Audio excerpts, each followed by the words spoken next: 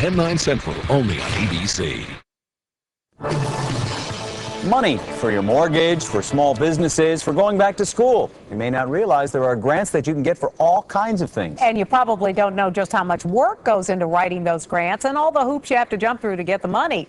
Well, Action 13 consumer reporter Jeff Feeling tells us just how much work goes into the process. Melanie and Tom, the money is out there for all kinds of things, but getting it is not so easy. You have to qualify for it, and one grant writer we spoke with told us she works about 40 hours for every grant she writes, and that is just her part.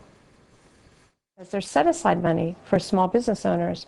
8A's set-aside money for either disadvantaged, at-risk populations can get it. Geographical areas and empowerment entitlement zones can have grants.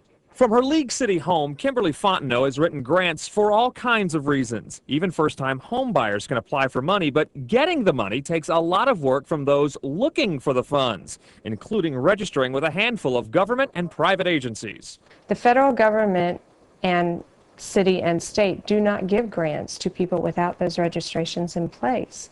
Dun & Bradstreet, the Central Contractor Registry, the North American Industry Classification System, and the Standard Industrial Classification System. Listing yourself with one or all of these may be required to get a public grant.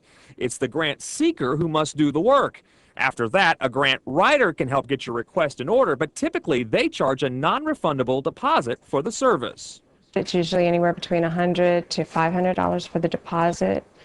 And then after that, it ranges from $35 an hour to $75 an hour. Fontenot says a typical grant can cost the grant seeker more than $1,000 to have a professional do the job. And that comes with no guarantee the grant will ever be awarded. You're paying for the writing of the grant or the grant template.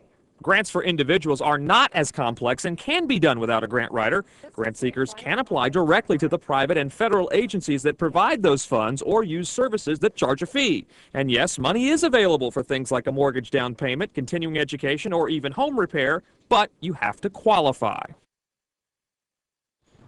And the work's not over for the grant seekers if they get the money. Strict rules require recipients to detail where and how the money was spent, and it must be reported on tax forms as well. A lot of work goes into it, and again, you have to qualify, and that is not so easy, guys. So where do you find all these grant writers? Well, you know, they're all over the web right now. You can be sure to research them thoroughly, though, before you hire one. Find out how many grants how